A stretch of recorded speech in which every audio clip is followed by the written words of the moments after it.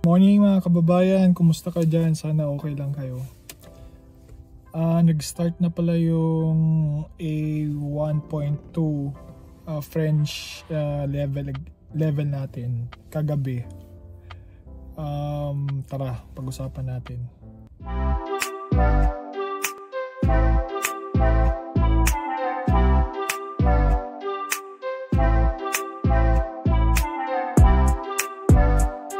Yun na nga guys, nag-start na yung next level A1.2 nung French natin kagabi.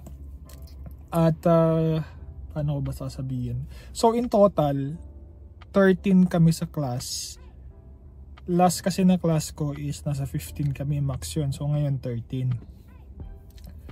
So 4 weeks or 1 month, tapos 4 times a week, Monday, Tuesday, Wednesday, Thursday Philippine time. Pero pag dito sa Canada, Sunday, Monday, Tuesday, Wednesday ng gabi 9 to 12. Out of 13 guys is 5 na lang kaming natuloy.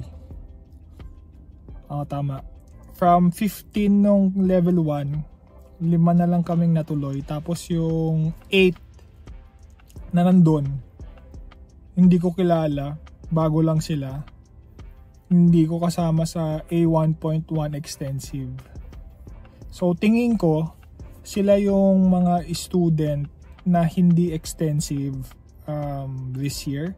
So siguro dun sila sa, kasi karamihan dun taga Pilipinas so most likely mga yung normal speed, nag-hybrid or nag-physical, nag-online na lang.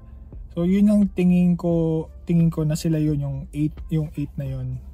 Ano kaya nangyari dun sa 10 na kasama ko sa level 1.1? Yung nakaraang vlog, nabanggit ko na yan na baka yung iba hindi natutuloy sa A1.2 extensive kasi nga yung based sa usapan, yung hinanain namin ihinanain nila para hindi na sila tutuloy, diba? So tumama ako dun.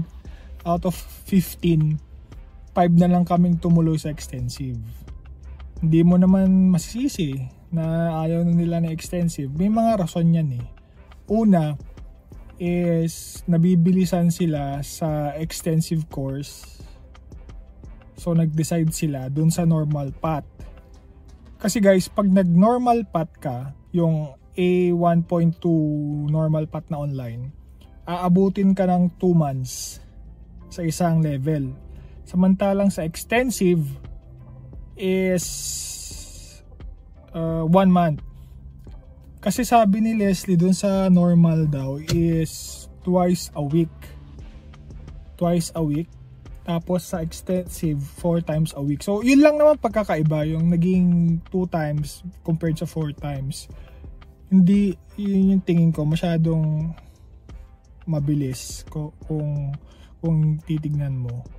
Pangalawang rason tingin ko din is kumakain kasi ng schedule eh. Kung busy ka na tao at may trabaho ka ng umaga may trabaho ka dito sa Canada or sa Pilipinas, pagod ka na yan, tingin ko din isa rin yan sa rason, yung scheduling. Kasi 4 times a week is masyadong nangangain ng commitment sa oras, lalo na pag pamilyado ka. Tingin ko lang naman. So masyadong mabilis, kumakain ng time. So, yung pangatlo, baka gusto lang magpahinga. Pero para sa akin, level 1, magpapahinga ka na. Naintindihan ko kung level 5 ka, papahinga ka, or nag-level 6 ka, 7, magpahinga ka muna. Pero level 1, magpapahinga. Pero hindi ko alam.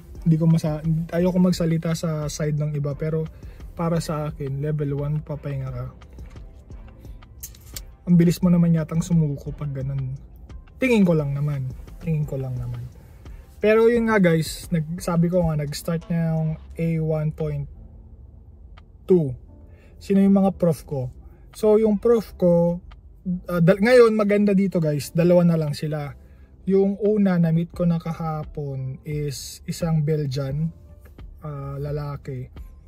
Gusto ko yung teaching style niya kasi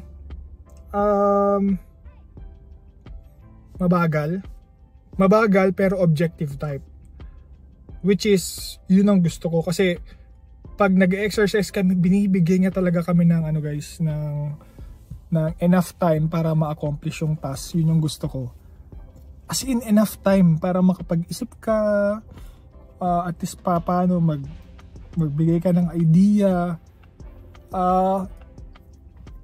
Magaling siya magturo, magaling siya magturo, and then more of exercises, tapos enough time to understand yung lesson o yung mga focus language na kailangan mo matutunan. Sa akin, sabi ko, ayos to. Parang kahapon nga hindi ako napagod eh. Kagabi hindi ako napagod kasi nga relax lang siya magturo, which is yun ang gusto ko. Yun ang gusto ko. So yun yung unang prof. Pangalawang prof, hindi ko pa namimit, pero anong schedule niya sa amin is Wednesday and Thursday yata. Check ko pa, Wednesday, Thursday. Guys, babae. Tapos Pinoy. Nagulat kami ni Leslie. Ang galing naman nito. Hindi ka naman qualified magturo ng French kung hindi high level proficiency or high yung French mo based doon sa exam or nag-aral ka talaga ng French. So parang galing naman itong Pinoy na to. Parang nagtuturo ng French, Pinoy. So parang, kasi guys, parang high sa CELPIP kasi before ka pwede magturo or mag-check ng exam, kailangan nasa CLB 11 or 12 ka, kasi parang yung 11 and 12, yun na yung parang almost native speaker. So yung nagtuturo sa amin na Pilipino, high level or almost native speaker ng French.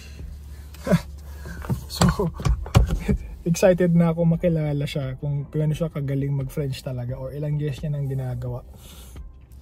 Pinoy, mukha pa lang eh. Tapos para medyo yung pangalan ni Chinese. 2 digit lang, 2 ano lang, alphabet. So tignan natin kung magaling siya magturo. Pero yung lalaki guys, gusto ko yung teaching style niya, relax lang, hindi masyadong stress, walang inaabol na kota. At tara na, pasok na tayo.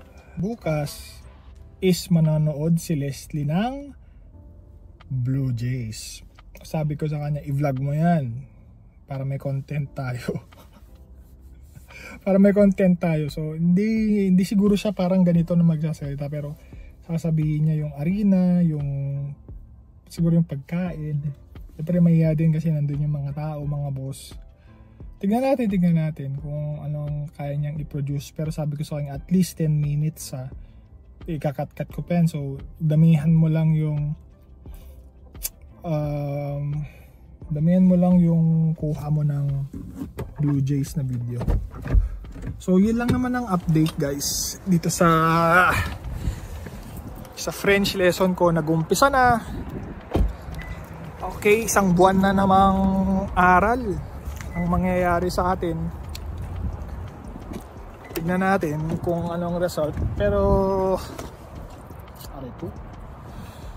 expected natin na habang tumataas tayo sa level or nag-aaral tayo ng French, tumataas din yung level ng French natin. Kasi yun naman talaga aim natin eh.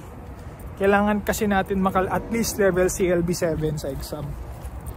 So parang B2.